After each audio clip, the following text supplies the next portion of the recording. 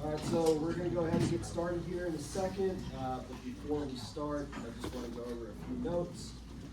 So nobody affiliated with any other competing team may be present unless that team has already presented. Please be respectful to the presenters, silence your phones, limit your ins and outs in the room unless it's an emergency. So the timing for the presentation is going to be 20 minutes for the PowerPoint and 10 minutes for Q&A. So the scenario of the problem is the competing team is PMI's estimating team, which is putting together an RFP to build a renewable natural gas facility in Stockton, California. The judging panel is PMI's executive team that will be listening to the presenting team's proposal in a bid review fashion. So a reminder, the crowd, they're just observers, speak to us. We're the project executives, so present to us. Other than that, if you guys are ready to go ahead.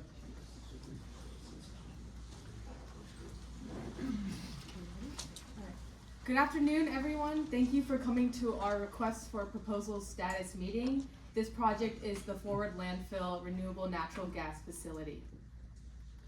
My name is Dean Cavana, and I'm the project manager. How's it going? My name is Simbar Kelly. I'm the site superintendent. My name is Elijah Burt. I'm the estimator. Good afternoon. My name is Nick Catherall. I'm the project engineer. I'm Alejandro Gonzalez. I'm the project safety manager. I'm Ish Patel, and I'm the QC manager. So jumping into today's agenda, I'm going to start off with a quick project overview, follow up with a safety plan, moving into quality control, pricing, followed by schedule, and closing things out with the execution plan for the project. So a quick project overview. This facility is a renewable natural gas facility, or RNG for short. It's located in Stockton, California, which is just outside of Sacramento, and we'll be working for Apex Construction. This project consists of mainly structural steel and mechanical systems, and the main function of this facility is it turns landfill gas from an adjacent landfill to pipeline quality renewable natural gas. The project consists of two main areas. First being the blower station. This is about a 40,000 square foot footprint, and the main function of this blower station is it diverts landfill gas from the directly adjacent landfill from the flare system to renewable natural gas production. It then follows about a mile pipeline to the RNG station itself. This RNG station includes about a 148,000 square foot footprint, and the main function of this RNG station is it conditions and treats landfill gas to pipeline quality renewable natural gas that the city is able to use. Now going into some of the safety. So to start off with the project overview and some of the main safety focuses of the project, as Dean was saying, this project is converting landfill gas into RNG, and with this comes its own safety and hazardous. The system transitions from live gas, so there's a lot of things that go in with tie-ins and startups that we have to be mindful of. The construction itself, moving equipment, loads and stuff like that, but our main priority is to keep the workers, the public, and the facility safe.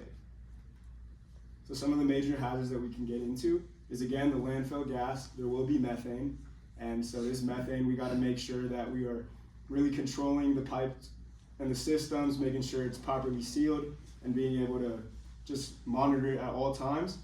As this is methane, it could be flammable, so there's fire risk and explosive risks, and again, we will have to just control it through our mitigation techniques to make sure that this does not happen. As well as in the compressors, there is high pressure systems, which again need to be properly maintained and controlled and sealed.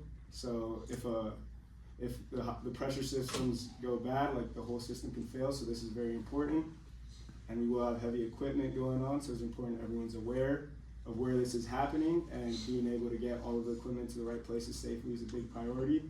As well, we will be having some hot work being done, welding and grinding, so it is important that, especially with live gas, it is important that we are aware of this. So some procedural controls for those hazards. First, we have gas detection that will be implemented into the system. This will be continuous monitoring of the gas lines, being able to detect any sort of leakage of gas. and this will get back to us, and so we will be able to go in there and figure out what's wrong and be able to fix it.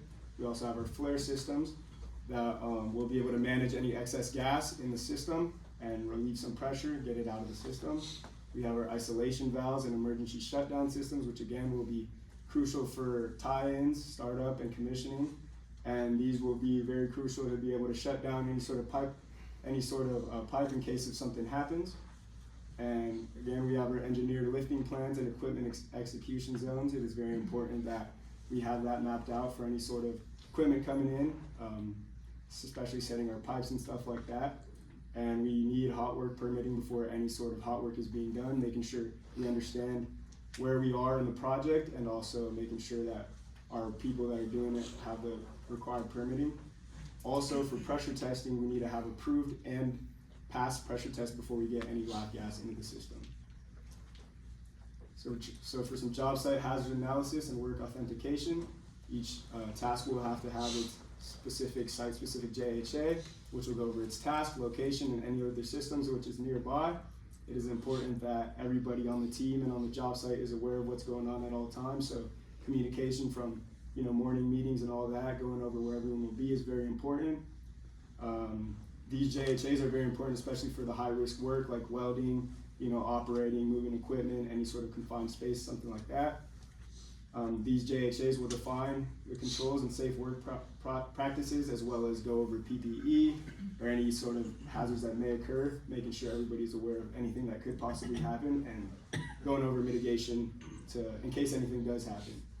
Now, it's very important that everyone who's working on these tasks is properly trained, has the right certifications for whatever task they are doing, and it is important that all personnel knows the hazards, knows how to control them, and if anything changes, is able to stop work and figure it out from there. Okay, now we're going to be moving on to our quality plan. Quality control is really important on this natural gas facility because we need to ensure safe and efficient operations, as well as following the regulatory standards. Starting with our welding procedure control, we will be having welding procedure specifications that need to be approved before any welding begins, and approved WPSs can be available at the point of work. For material tracing, we will be having material identification numbers assigned to the material upon procurement. This ensures that we are easily able to track and keep track of what is approved, what is quarantined, and what is rejected. And we will also be verifying the certified mill reports as well.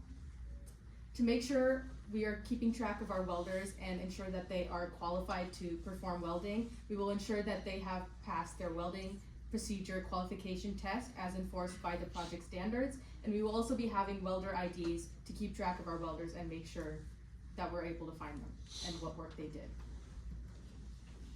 Moving on to pressure testing, we need to authorize pressure testing, and this will be documented on our piping pressure test report, and this will be performed under the control of our authorized PMI personnel. And inspection and examination for the fabricated process pipe will be visual, non-destructive, and pressure and leakage test. Now for QC supervision for the fabrication shop, we will be verifying materials, procedures, and welder qualifications, as well as overseeing all welding activities and approving work prior to pressure testing. On the field, we will be verifying the materials, the welder performance, the WPSs and the qualified welders, as well as overseeing the welding inspections and controlling non-conforming work. Alright, so now we're going to move on to some pricing for this project. Our grand total price comes out to be around $11.3 million for this price, and is mainly broken down at the cost you see below. I first want to go into labor. Our labor costs come out to be around $5.2 million. It's broken up into direct and indirect labor. For the direct labor, it mainly consists of all of the pipe fabrication, as well as the pipe installation and the small supports fabrication and installation, as well as all of the equipment installation and large supports installation. One thing to note is that this equipment is owner furnished, however we are installing it. Next, I want to get into with that, we have the indirect labor costs. Those indirect labor costs come from all of our management throughout the entire project. Next, moving on to the material costs. This material cost comes out to be around $1.2 million. And the material cost comes from directly all of our piping, as well as our small supports. Next, moving on to our subcontracts. These subcontracts come out to be around $3.1 million and consist of our paint subcontractor, our crane subcontractor, which we are going with heavy hitter as it was more cost effective from any of the other bids or any of the other crane subcontracts we received, as well as our structural steel subcontractor and our insulation subcontractor. Rounding it out, we have our profit and overhead, which comes out to be around $1.4 million, and this is 15% of our contract. So jumping into the schedule. So scheduling at a glance. The contract start date is March 2nd, 2026, with a rough construction duration of 10 months. Wrapping things up, mechanical substantial completion is required for January 1st, 2027. This date is important to note due to a $20,000 fee occurring for each day of construction past that January 1st date. Some of the challenges with this schedule: long lead times. Both pipe fabrication and structural steel were crucial in this project. These long lead times were a big issue during scheduling. We were able to handle this situation by starting those lead times as soon as the contract was awarded. Because structural steel had such a long lead time, many of the line items associated with this task are part of the critical path. Due to this, we had to have proper sequencing and labor efficiency, especially in the congested areas where work and equipment installation was occurring. So moving now to our project phasing. As Eli was saying, we're receiving the contract on March 2nd, 2026. So with that, we're gonna be starting our pipe lead time and our steel fabrication. That'll take us all the way until June, which is when we will be starting our blower area. But while that is commencing for the fabrication, we'll be starting with our quadrant northeast, following into our quadrant southeast. Moving into August, we will be wrapping up with our blower area along with our pipe rack, finishing out with quadrant northwest once the pipe rack has been commenced, and then once northwest is partially way completed, we'll be starting on quadrant southwest, wrapping up with our closeout, which will be ending on December 29th, 2026. The first curveball we received was the manpower curve. The second curveball we received was the manpower curve. We received this last night. We updated the manpower curve to reflect our updated schedule and to meet the requirements set by the client. Per the client, we were not allowed to have more than 25 personnel on site at all times. As you can see in our reflected manpower curve, the maximum personnel we have on the site is 21. And that work mainly consists of work consists of 3 crews of 7 for the maximum manpower of 21. Okay, now we're gonna look at the execution plan. We've split this project into 6 different phases. For a project of this size, that does seem like a lot of moving parts, but due to the tight time constraints we had, we felt this was the only way we could get this job done on time. You see, we're gonna start in the northeast quadrant, moving our way to the southwest with our blower station and pipe racks in between. Now looking at the constructability of these quadrants, the sequencing in the quadrants is somewhat similar for all of them. We'll be going in starting with our concrete foundations and slabs, our equipment installation, pipe supports, pipe fabrication and installation, pipe insulation and testing, and finally substantial completion of the quadrant. So moving into phase 1 of the northeast quadrant, as we said earlier, once we receive it on March 2nd, we're going to quickly be getting our mobilization. With that being said, we're going to need to get our concrete crews out there going early so they can start pouring these concrete slabs so we can be following it up with our equipment. Now going into phase 2, we're going to start phase 2, bringing our install team into the northeast quadrant, leapfrogging our construction crew to the southeast quadrant so that they're always working ahead and we have those cure times completed. To round out phase 2, we will complete the northeast quadrant as much as we can with what's there, and we will start install on the southeast quadrant. Our concrete crews will then move to the blower site. As we get into phase 3, that will be next up. So here looking at phase 3, we have our northeast and southeast quadrant complete. We have full crews working on the blower site. Our concrete's there waiting for us. We have a few logistical items which we'll get into later, and we're sending our concrete crew back to the RNG site where there's still going to be a lot going on. So here we are in phase 4. We've begun our concrete for our pipe racks and for our sound wall piers. As you can see, we've chose to only construct the east side so far. This was to allow our structural steel contractor to come in and have full access to what they need. In a perfect world, we would have liked to start with our pipe racks. However, with the time constraint and the lead times, it wasn't possible. So we went for this option. So next in phase 5, you'll see we bring back our concrete crews after they wrap up the pipe racks for our northwest quadrant. We're still installing our pipe racks. As you with the pipe racks, they're gonna install the first level, and then we're gonna have them leave the site for a bit and pull our install team from the blower site to put in the pipes that we can put on the next shot and level up in the pipe racks. Once that's complete, we will start the install on the northwest quadrant, and our concrete crews will move to the final southwest quadrant. Once the concrete crew finishes out in the southwest quadrant, we will then move our plumbing crew down into the southwest area so they can wrap up our project, be able to create our generator punch list, turn it over to the client by December 29th, 2026. Alright, looking at some site logistics, we split it into 2 different phases for phases 1 through 4 and phases 5 and 6. As we were talking about previously, phases 1 through 4, we're really only constructing on the east side. So we have lots of open space on site for our contractor parking, waste bins, office trailers, all of our logistical items. You'll also see adjacent to the property on the east side, we have a very large area at our disposal. We have a laydown area, equipment parking, and containers. This is definitely a space you want to take use of, as it's a large luxury on a site like this, as it's almost the same size as the site. Now for phases 5 and 6, once we finish out that southwest corner, we're going to get pinched out. So as you kind of get squeezed out of the site, we have to move some stuff, some parking bins to the south and southeast side of the site. However, this is kind of in our favor, as when we go to demobilize, we're going to have a straight shot out of that gate, and we can move everything out and get our fences in, and our client will be left with a completed project. And looking at our first curveball, that large storage area we were using, that was a $100,000 fee to set up for us to use. The owner was thinking about moving towards what would have been a $40,000 monthly storage expense.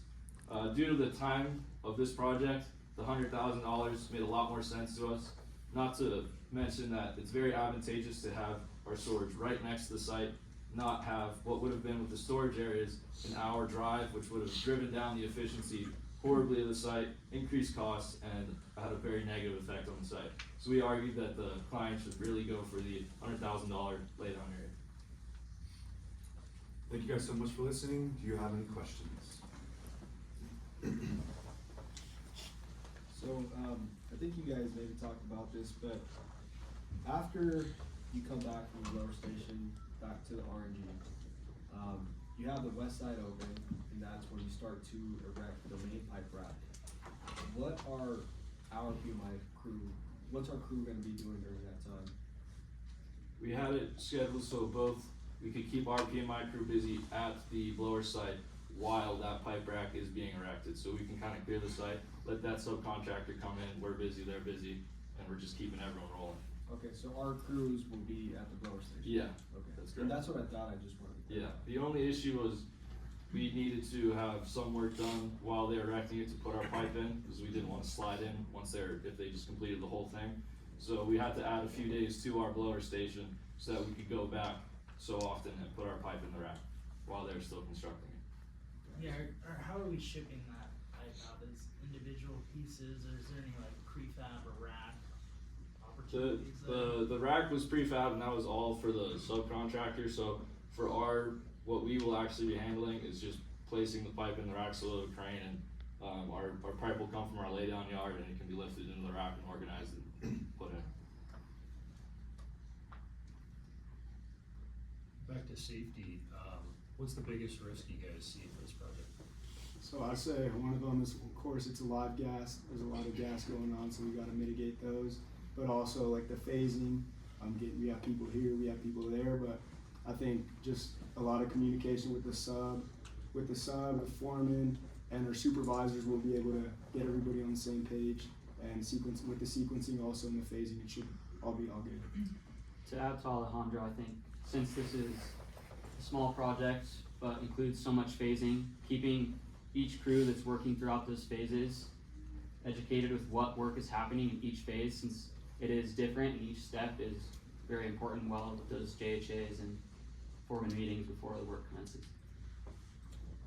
So I have a quick question. So it looks like our crane number's fairly large. I was just wondering, is there a way to decrease that number, or is it kind of what it is?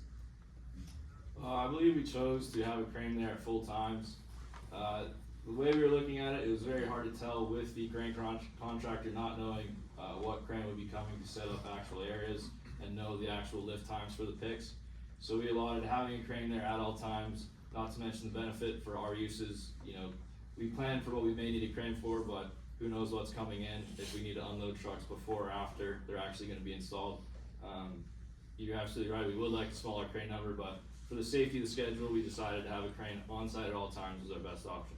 Agreed. Going off of what Finbar said, between the two different quotes, if we were to move it on and off, there's going to be either a $15,000 or $2,000 freight in, freight out. So sticking with just the one $15,000 freight in from the heavy hitter, we believe that's the best beneficial process, as that will not only increase efficiency but as well productivity for the crane pick, so that we can keep our duration on time and on schedule. Yeah, thank you. Sorry if you guys hit on this, but are welding inspections required? Yes, Percentages? I'll jump up to going, welding, yes, welding inspections are required. We will be having some of the 5% of the welds x-rayed, as well as 10% of the welds, also, just the non-destructive tests for the welds. If you could pick where to do that testing, would you wanna do it in the field or the shop? Both, making sure, our welds out in the field are also up to standard, and our welds in the, shop are up to standard as well. Yeah, we will have QC supervision at the shop and at the field as well. And we also have the welding procedure specifications, so you can't perform any welding work until those are approved.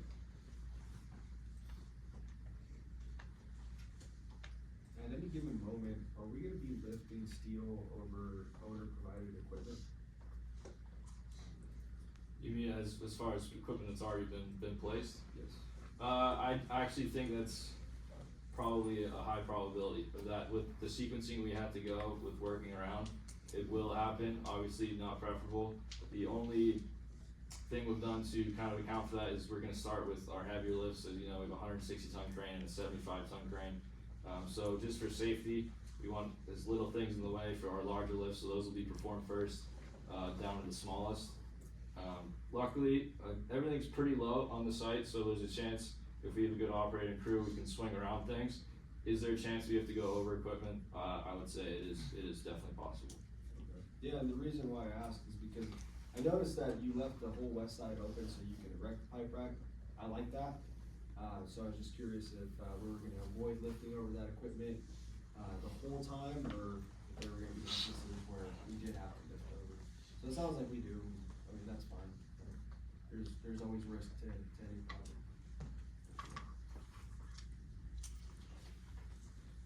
So you guys had a lot of constraints, the schedule did a good job working through. If I give you a magic wand and you could remove any one constraint from this project, what would it be? It would mostly be the steel fabrication, just that lead time. It really bothered us with how long it is. It's over an 80-day workday. That's taken us in a 10-month duration that we have for this project. That takes up a lot of time if you really get it down to the sequencing. So we really try to do our best to sequence it as best as possible. But working with Sierra Steel Erectors, our subcontractor, if we can minimize that time and possibly increase crew size for that, so that we can lower that steel fabrication time a little bit lower to maybe 40 working days, that would be the best beneficial, so that we can give ourselves a little bit more time to work through all the other sequencings. To add to Nick, I would also say with the magic wand, it would be nice to have members on both the blower site and also the renewable energy site to have work going on concurrently to, bring those times back and mitigate the risk of just going over that January Magic 1st wand date. only works one time. So say we did reach out to Sierra and we asked, hey, can you guys expedite the steel? And they said, no, we can't expedite the steel. Is there any other way that maybe we can, maybe not expedite the steel, but start installing steel sooner? I would definitely say so, kind of what we did with our pipe fabrication, where we're kind of just taking what comes out as it comes. The issue we had with that was that they would be the ones installing the steel, which would mean they're mobilizing and coming in and kind of disturbing our job site if we're in a system every so often just to do minimal work to the pipe rack, where we found it better to just leave them the whole site, let them bang it out, and we can return and go about our business. Okay, so what you're saying is that we could potentially sequence the steel much like they're doing with the pipe fabrication. You could, yeah. And that's exactly what I was thinking. Well, yeah, we might have to look at that. I mean, if they have to mobilize and it's an increased cost, but we finish the project sooner, the client might bite on that, right? So, definitely something to consider.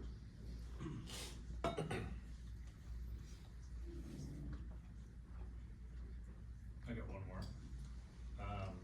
So if the owner offered to give you the job right now, but you had to get it done 1 month earlier for the same price, would you take it? Making the owner happy to get the Absolutely not. job? No, I don't think so. Yeah, we're stretched out pretty well right now, so. Not if that liquidated damage at 20,000 a day existed. Good. Good job, guys, thanks. Thank you.